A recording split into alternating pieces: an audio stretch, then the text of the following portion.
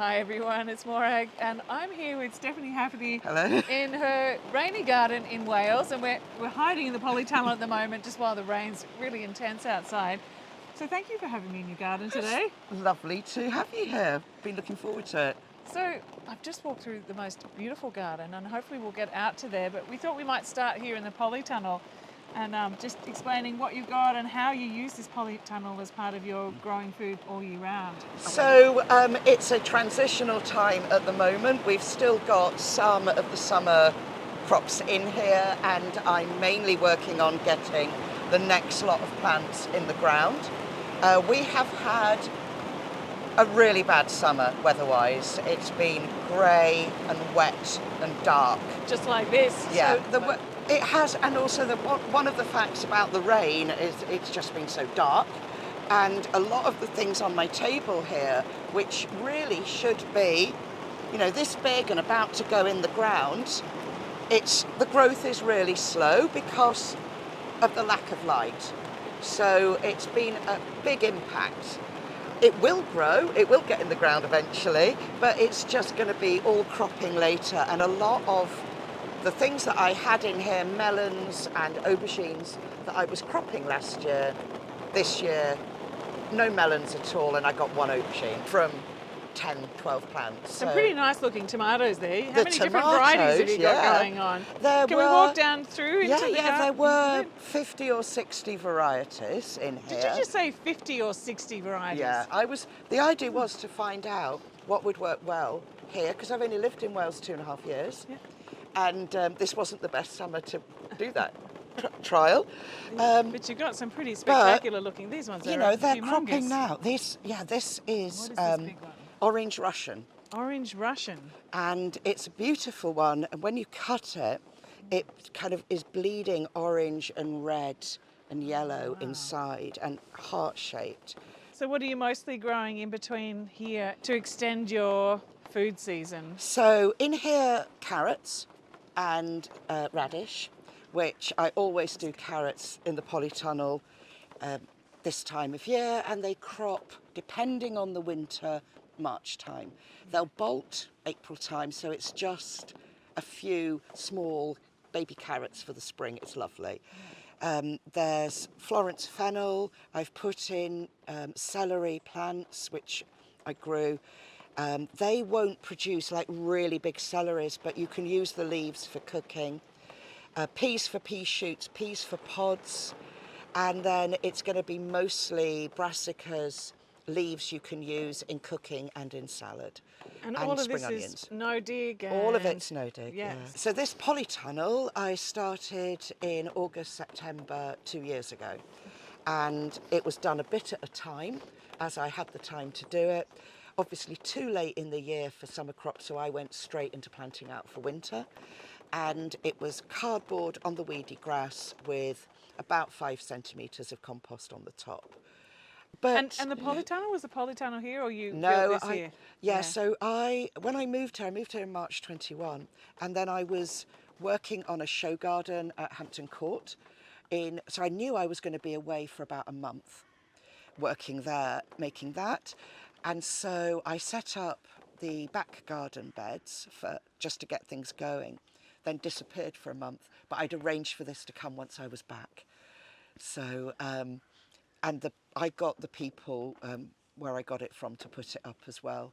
But if I put it up, it would have blown away by now. It's very nice. It's a good one. I think one of the things I'm learning about being in Wales rather than Somerset is how important an undercover space is.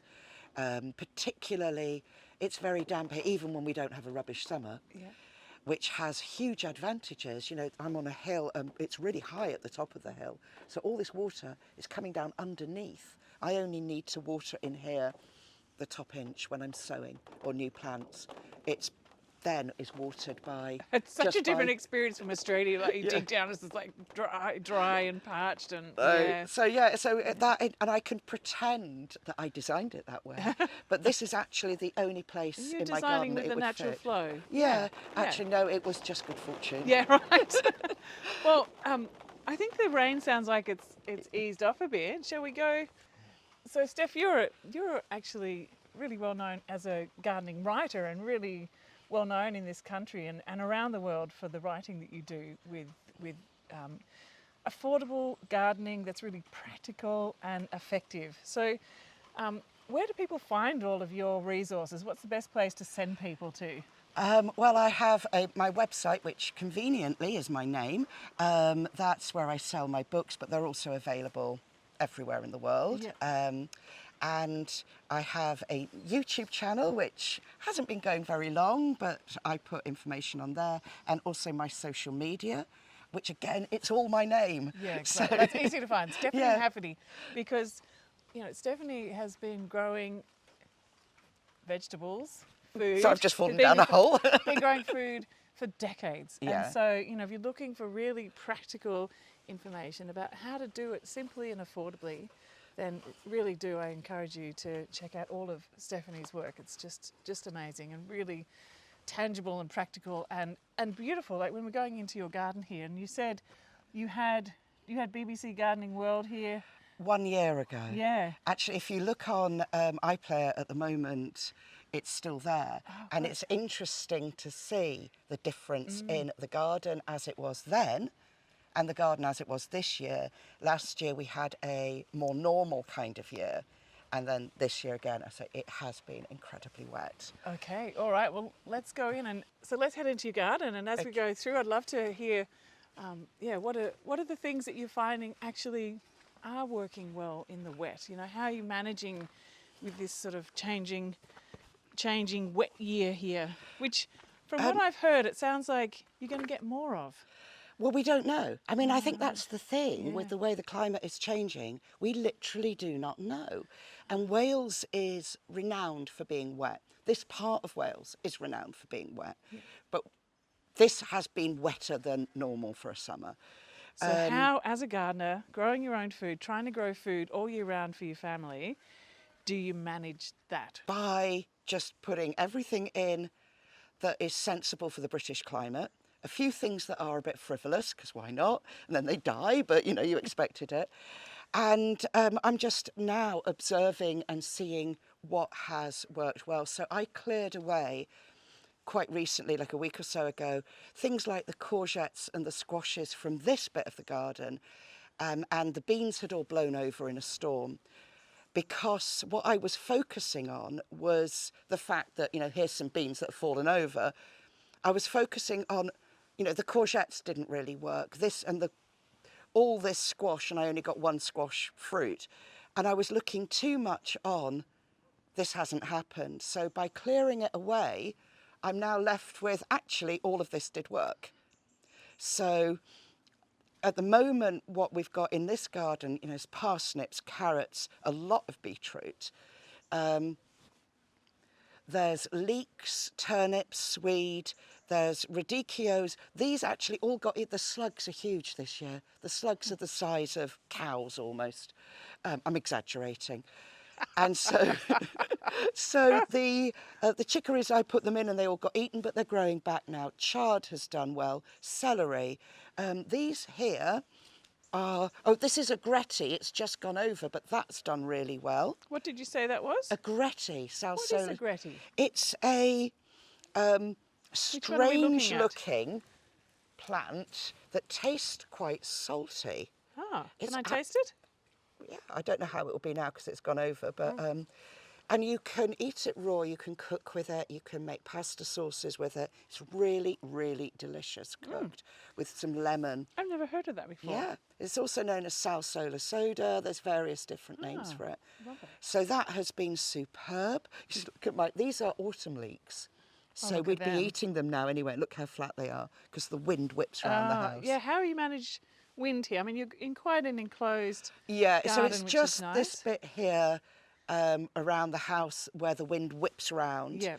And so now that I'm getting to really understand how the wind works, I'm going to think this bit here.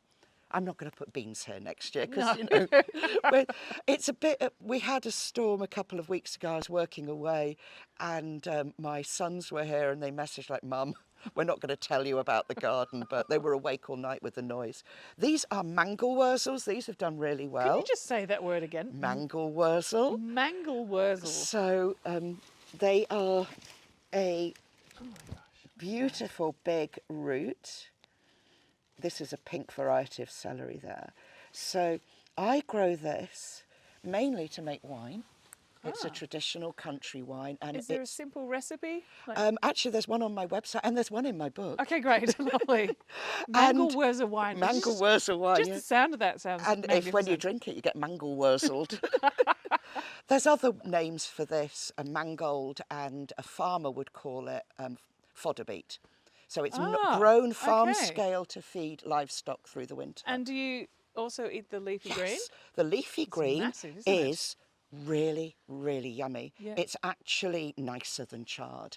It looks great, doesn't it? And you can eat the root. You can use it as a turnip, a swede, anything like that. Yeah. It's not as flavourful. So you put it in curries or soups or Absolutely, whatever. yeah. So Well, that this sounds has like a loved really this good, weather. Yeah. a really good staple in a way to have, isn't it? Because you can Yeah. use it in so many different ways. Yeah, Nice. so I'm very, when I lived in Somerset and I grew it in my allotment, I never got the greens because deer would come along and eat the lot. Oh, gosh. So I'm really happy to have these to harvest as well. Yeah. And obviously with the beetroot, you have the advantage of not just the roots, but all the greens all too. the greens too. Where are we? I'm just going to turn around and show the beetroots. So there's some here, it's all over the place. I do like look a at that. beetroot. It's a lovely... So I've got the red ones, yellow ones, pink stripy ones, lots of different kinds. Nice. And so where do you get your seeds from, Steph? I buy a lot of seeds from Real Seeds because they are a Welsh company, so I know that they're going to be happy here. And also they're a small company, so I know that the money's going to real people. And they have a really good attitude because on their website, they actually tell you how to save the seed. Oh, nice. That's so good. They're not saying you have to come back to us every year. So I get, my first place is Real Seeds, and then whatever I can't get from there, there's various seed companies that I use. I do use some F1 hybrids to extend the season because I'm never going to save those seeds anyway. Obviously, you can't with an F1, but the advantages of, say, a summer purple sprouting broccoli means it's worth doing for me. Also, as a garden writer, I do need to try some things out so I can say, actually, if you're in this condition, this will work. And if you're in that condition, this will work. So where will people see, beyond your books and on your website, where do people see your writing? Do you write regularly for particular magazines? Or? Yes, I've written a lot for Permaculture magazine. I write a regular monthly feature for Kitchen Garden magazine. So this past year has, up to the end of this year, it's all been about affordable, frugal gardening tips. And then next year I'm doing another different themed feature, which I'm really looking forward to, but we can't announce till the January issue comes out. And I do a lot of freelance writing, so I write for magazines all over the place, different features, as and when I pitch or they ask. And so it's really nice to have your garden where you can just experiment and take beautiful photos. I mean, you know, and I love the combination that you've got with the flowers and the herbs and the... So what about fruits in your garden? Oh, well, they're in the orchard. Do you want to, should we wander there? Let me follow you. Okay. Yeah. When you've got really bad weather and you've only got a small amount of time that you can actually be in the garden because, I mean, the rain has been, it's not just been soft rain, it's been driving. You've got to prioritise. So for me, pruning back the galloping brambles was not a priority. Getting things in the ground or harvesting was. So it's been a challenge again, working out what my priorities are. And just getting your new gardens established in the whole process of that. Yeah. So these are some fruit trees that came, oh, a pear. I didn't know that was there. Oh, hello, pear. So these are fruit trees that came from my previous garden, and I've pretty much worked out where they're going to go now. So, so you once potted they're them up dormant, from your I'll move last them. place? Yeah. Yeah. I had this built from locally sourced larch. It's actually where I run courses and I use it as an outdoor kitchen. At the moment, it's we had a storm, and everything that was in the garden got shoved in here. Yeah, gosh. So it was used as, oh my goodness, let's get this under shelter. So when you run workshops here in your garden, Yeah. what kind of workshops are you running? So I do them on growing food year round, and doing it, sustainable, regenerative growing, no dig, all of that. And so that's what I've been doing this year. And next year, I'm also going to be doing specific wildlife gardening courses and also homesteading skills. So not just how to grow it, but then what you do with it, because I'm a food writer as well as a garden writer. So And also an amazing chef, cook, yeah, I've done food all of producer. that. Yeah. I Yes. have been privy to food that Steph has prepared before. It's absolutely delicious. Thank and you. I saw her preparing a beetroot salad earlier, which my Yeah, that's why I look like I've been murdering people. So this top bit here, when we moved here, so my kids are all in their 20s, and they saw this and they were like, Mum, can we keep this as a family space? Because where I lived before, I was single mum, tiny income, and once my children got big enough to go out with their mates, the whole of the garden became food where we lived for our budget and things, which was great, but it also meant there was nowhere for anyone to go. Yeah. So You've got a nice little so this seating area here. yeah, and so there's space for camping. That is looking dead because there's been a bell tent there. Oh, nice. There's space for hammocks. Oh, I saw these little hooks Yeah. in the trees here. And Yeah. these hooks here, one of my sons also has things he attaches, makes an outdoor gym. But so I promised them that apart from the little barn, which again they can use if they've got their mates round and things. That's so nice. And I think we often forget to design in those human spaces when we're really Exactly, focused yeah. on the production side. Yes, so Yeah, apart lovely. from temporary things like just putting some pots down, Yeah. when I'm sorting things out, this is family space. Look at the size of this rhubarb behind here. My Yeah. gosh. So this is a huglet. So I don't do hugels. Right. Huglet. Because if I've got any spare logs and things, I would rather pile them up in the borders and make habitat for beasties. But this was a lot of twiggy brash, and my kids actually were having friends coming, so one of my sons raked it all up, and we had at the top of the orchard a big pile of mud, essentially, from the previous people who lived here had done. They'd made a car parking space, and everything they dug out, they just dumped it at the top, which is great, like free mud. So Yes, he. I told him what to do. So he put this all over the top, and we put rhubarb in, because with a hugel in the UK, you are creating essentially a slug habitat and also a rodent habitat. And we've got lots of rodents here. I live in a very rural place. So rhubarb is not going to get bothered by it. So it's done really, It has really done well. Look at that. One thing I'm going to do is mulch it now this winter with sheep's dags. So all around me is sheep. And when their fleeces are shared, there's not really a market for it. So a lot of it's just dumped or burnt. So I get some of that, particularly the dags is the pooey part. So it's a brilliant mulch, and it slowly fantastic. breaks down, because what we have a lot of here is willow herb, which I'm happy growing in the wild areas, but I don't want it to do a takeover, which is what it's thinking about. Right. And it will help keep the weeds down Yeah. in here, because, but this, you can see how the rhubarb loves it. It loves it there. Yeah. And this, So this, you've got quite a big yard. You sort of wrap around the corner here. You're saying this is Yeah. an old schoolyard or something? it or- used to be, so this was the school playing ground, and then not the people I bought from, they weren't here very long, and they weren't into gardening, which is fine. The lady before, all of this orchard, she's responsible for all the fruit trees and things. All of the orchards were where she kept ducks and chickens and peacocks. Peacocks? And so here, where it's all over, this is one of the bits where I've just not looked. Yes. But this shed, another winter job is to make sure the roof is fixed. At the moment I'm using it for kindling.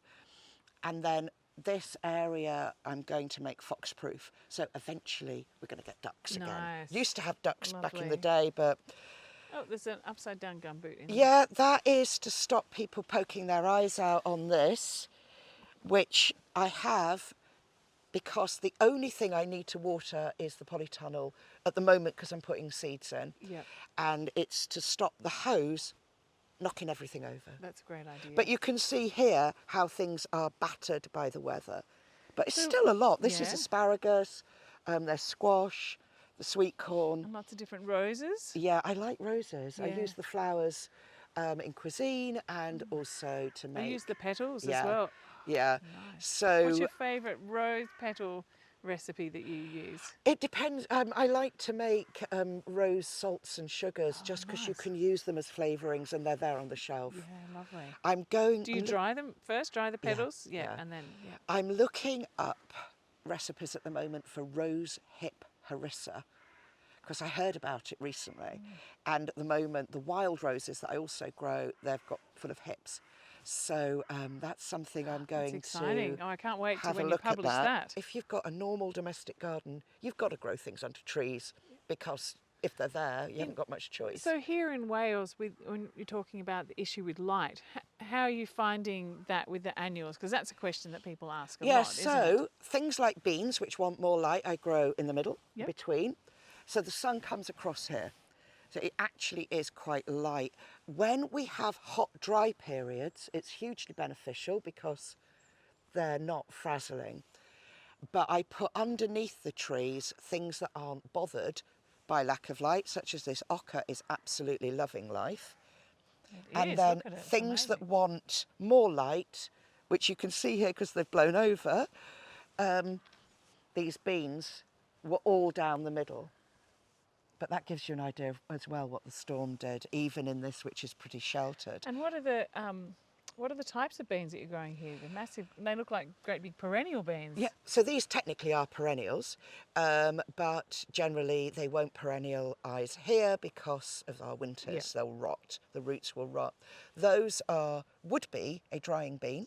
So Let's I go would, back and they're have a- sour beans, and I would normally wait for them to dry on the plant, go brown like this. These have been eaten, will fall into the ground. And then save them as dried beans and use them in the winter. This isn't going to happen. The humidity here is too much now because the only way I could dry these would be if I put them in a room with my dehumidifier going all the time, right. and that is expensive. Yeah. So what I'm going to do instead is when we pick them, shell them, just plunge them in boiling water for a minute or two, plunge them in cold water and freeze them. So they'll be ready then to take out of the freezer and use in the winter time. Nice. So it's, and we can eat them now too. Yeah. They'll last for a while in the Yeah. fridge. So it's that thing of, you know, okay, this hasn't gone as I wanted it. How do we rescue them? Yeah. And I think that's a constant thing about being in an observation and relationship with your garden, isn't it? Like, Yeah. you can't control it. No. You've just got to go, you know. Totally. Be Whereas watching. these dead beans, the reclining beans, The reclining beans, they were yes. all climbing French beans, so they were all for eating the pods. Yep. And I usually would seed save. There is absolutely no point now. They'll have gone all rotten, Mushy, and yeah. we have, as I mentioned, quite a lot of rodents here. Probably most of them have been eaten yeah. anyway. Yeah. So these are some brassicas which I had spare and some that I bought in. And by the time they really get going, this is going to be, there'll be no leaves. Ah, of course. And so using the deciduousness of the light exact- access. And Beautiful. they will mulch them for me so kindly. Very clever. So these are going to be late. Yeah. They will be late winter harvesting, but better than nothing. Yeah, great. I love And- that use of space and time and scale. That's really, really clever.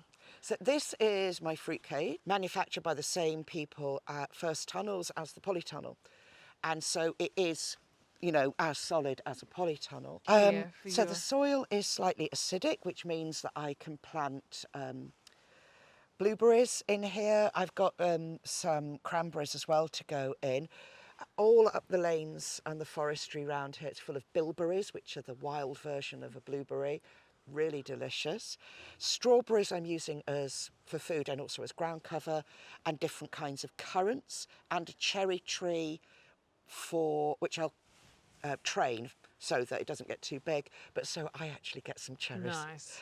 And then Cherries. all around, all down here and around the garden, there's other fruit bushes which we can share. Yeah. So there's plenty for the wild creatures to eat, but also I've got stuff So for you've me. got, I see here, you've got, you know, the corn, the beans, the squash, that's kind of like that Three Sisters-y type thing, or does it just make sense that they all go? What's your It's thinking? the three cousins, maybe. Cousins. Three Sisters doesn't really work in our climate. It is from South America and totally different growing system there.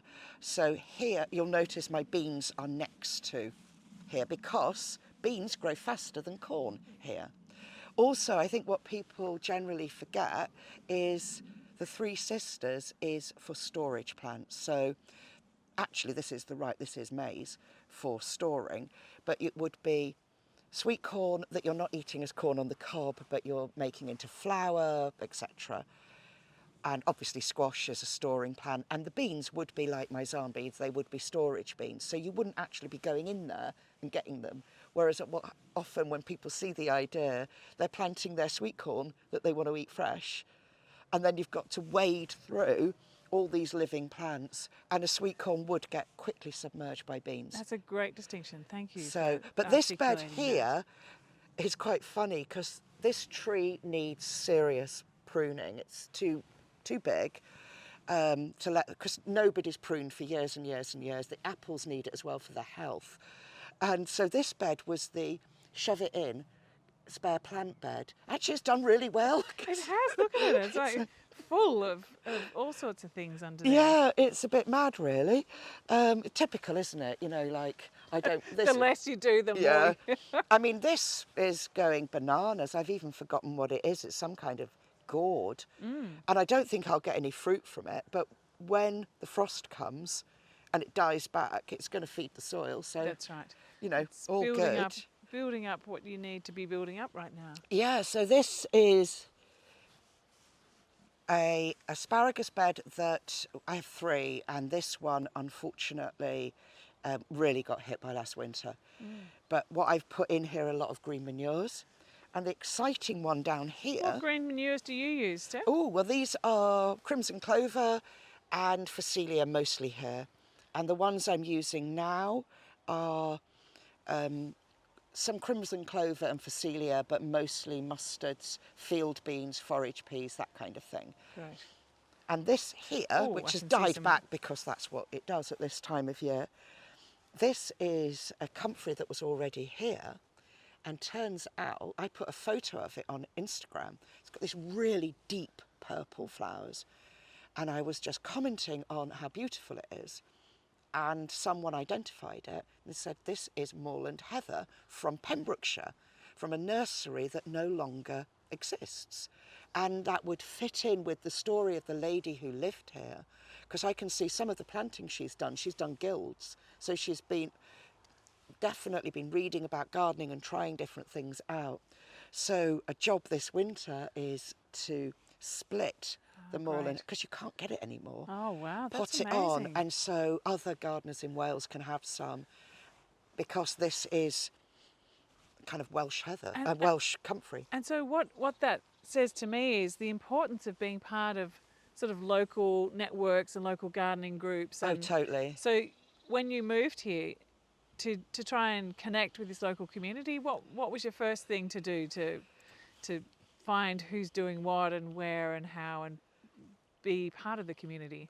Well, I moved during lockdown, so actually being part of the community wasn't legal at the time, if you remember those strange days. Yeah. So what I did was I joined the local permaculture group, and also I joined the local WIs, because you get to then meet a network of women and you'll find out everything then. And so even though at the time you couldn't meet anybody, eventually we could, and that was really helpful. And so with these networks that you're part of too, do you get to sort of exchange, plants and recipes and seeds and ideas and things as well? Yeah, there's a thriving seed network here.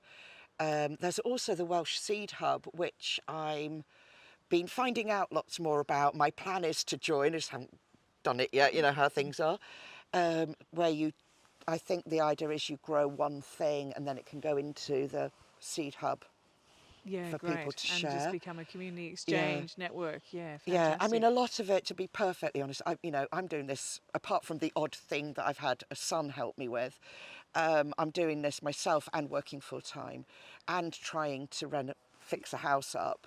And So it's not so I've terribly got, much spare time so for I'm other like, things. it's like loads of things. It's like, I'm so sorry, I can't go. Yeah. And my job, I'm a public speaker and my job takes me away. Yeah. So some of the things, it's like, I'd really love to go, but I'm actually working So in where London. are the kind of places, I'll follow you back around. Where are some of the places that you find yourself speaking these days? I speak at permaculture events and RHS shows, and also local gardening groups. So and Gardeners World Live. So sometimes it's the really big shows, and sometimes it's a small group. Actually, my favourite are the small groups, because you always get some really good stories from people. They'll tell you about things that have grown in that area, or one guy I met on one, he was a very elderly gentleman and he was telling me about going in to working as a garden boy when he was 12. Wow. And that had been his career from 12 years old. Yeah. Yeah, it's wonderful, isn't it, when you get that chance to learn something when you're going out to do a sharing. And Yeah, it's, absolutely. Yeah. This pond, so water, even though it rains all the time, water obviously is crucial. So I used Kate Bradbury's book on ponds to get ideas of how to make one. I'd never actually made a pond like this before, only made them in containers. So I followed her guide for what to use as liners, and then I gave my oldest son a spade and he dug it, so it's tiered. And Oh, your It's- sons are good, aren't they? when Really? they're there with a Yeah. spade, they're very handy, because this is not. I have osteoarthritis, and I have a thing as well in my spine called Scheuermann's disease. So there's certain jobs I can do, but me digging a hole like that, I'd have to do it in such small amounts. It would take about a My year. sons are a little bit younger than yours, and I recently wanted them to dig a hole for me to plant some trees and a few things. Anyway, I gave them the shovel, and you know what they did? The older one buried the younger one. Yeah.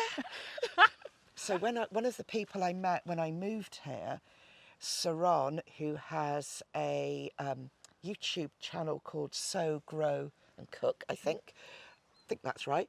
She said to me, she has a small holding up another hill near here, and she said, put some asparagus in your polytunnel. And so I did. This will be ready for harvesting next year. And the difference between this and the asparagus that's outside that did thrive is feet. So we're talking about the warmth. Yeah. The reason, Yeah. Yeah, it's It just looking really extends great, the season. isn't it? So one thing I'm definitely doing next year. Oh, these fruit trees are the fault of Sylvia Travers, who is a brilliant,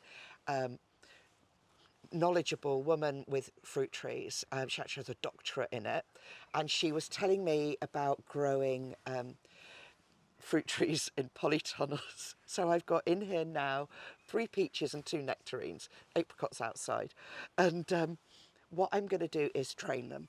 So this won't be growing like a tree. It will be fan trained. Will you fan it? Yeah, nice. And the same with the others. And the varieties, this actually is from Wales, and the others are from North Yorkshire. So again, I chose some that are happier with this kind of climate. Yeah, great. And I should hopefully get some fruit. How much time do you actually get to spend in your garden? Do you feel like you need to tend to it, to keep it going? I don't know. No. It's as I can. Yeah. So, and also I think the one thing as well, because I'm freelance, my work is freelance, some things are set in stone. So, if I'm going somewhere for a talk, I am there for that period of time. But other things, such as writing a feature, you have a deadline. So within those weeks, you can actually work out, okay, this day is going to be horizontal rain, so that's when I do lots of writing, whereas this day is going to be sunny, so that's when I'm going to mow the lawn or whatever it is. And that is a huge benefit. And I think a lot of advice that's given out there in gardening, people forget to mention that either that the garden is their full-time job, in the case of, say, market gardeners, or that they've got a team of people working for them, or that they're freelance with some flexibility. So a lot of people only have defined times when they can garden. So I'm always very clear, this is also part of my job. You know, if I need to have all of this to be able to write, so yes, it's for feeding us, but also it's very much my work too. Whereas if I was going out to work every day somewhere else, you're limited with the evenings, early mornings, weekends, and as we're going into winter, a lot of those are going to be dark. And if you've got kids, you've got sport, you've got other activities, you've got friendships to maintain, all of those things. Yeah. So you just scale it down. yeah, I'm really glad that you mentioned that, because often there is that, oh my gosh, I could never do that. Like, well, we don't need to. Like you said, Yeah. you're freelance and this is your life and your work. Yeah, thank you for saying all that. I think that's really helpful. When people are giving gardening advice, always look at where they live. Yeah. Because quite often people say, oh, this is a really good idea for a mulch. And then you find out that they live in Australia, different climate. And if you did it here, it would just get full of slugs. Yeah. And also, you know, what is their experience of growing? How is this garden actually being made? And So because for you don't those want to feel people- bad, do you? No, you don't want to feel bad. Can we go up through your... Yeah, sure. Yeah, let's head up that way. So for those people who are trying to get started and having a bit of trouble getting started, what do you always suggest people do to feel confident and happy when they're getting... What are the easy things to get growing in this part of the world? I know it's a very regional question, but... It is. I think the main thing is if you're just getting starting, start small. And so you can do a small bit really well and then work your way up from that. And at this time of year, I mean, it's early October, so things that you can grow now outside without polytunnels and things would be things like garlic quite soon, broad beans quite soon. And there's still just about enough time for sowing things like the mustards and spring greens, so cabbages that you're mostly going to be eating for the leaves, not the hearting cabbage. So you've still got time to get those in, and they're pretty winter hardy. And then you've got the beds ready for the spring when there's more choice and variety. And grow things that you actually like, because the amount of people I come across who are growing something, it's like, oh, I'm growing this, don't actually like them. And using Why all the grow space them? and yeah. I mean, there's a tradition of growing runner beans in the UK, and it's like people grow. I love runner beans. I could eat runner beans till they came out of my ears, but some people grow them because that's what you grow. Yeah, that's right. You Yeah. see in the... This basil here, some of it's going to go in pots in the kitchen. The rest of this is just to be used as when I'm making I can smell salads that at the now that moment. you've So this flavoured is that. almost like a mini garden here. Yeah, right. It's Lovely. not, obviously it's going to die soon Yeah. because it's autumn. Oh, well, thank you in so our much, climate. Steph, for walking me through your That's garden a and pleasure. I'm explaining glad to all the show you. different dimensions of it, and to see, yeah, I mean, what you've been able to achieve in like a relatively short time in conditions that haven't been ideal. No. And yeah, thank you so much. So thank you for sharing your garden with me. And just like as a final wrap up, again, if you might want to say what your website is, just to remind people, we talked about it earlier. Yeah, so my website is stephaniehafferty.co.uk, and my social media is Stephanie Hafferty, and my YouTube is Stephanie Hafferty Homesteading. And the name of your book? No Yep. Dig Organic Home and Garden, Yep. and Creative Kitchen. Fantastic. And they can be found on the website as well. Yes, yeah. And that's always the best spot to get them. Yes, because you're helping a Independent, small yes. author. Yes, that's right. So I'll put all the links down below. You can find all those, and thank you again, Steph. Thank you. So what we have here is beetroot, because we have an abundance of beetroot. So it's beetroot in two ways. We've got beetroot and apple salad, and also a beetroot hummus. And here is a tomato and cucumber salad, like a Greek salad. And this is egg and mayo. Local eggs from the local chickens. Fantastic. Let me get closer in. Oh, that looks amazing. My mouth is watering. Thank you, Steph.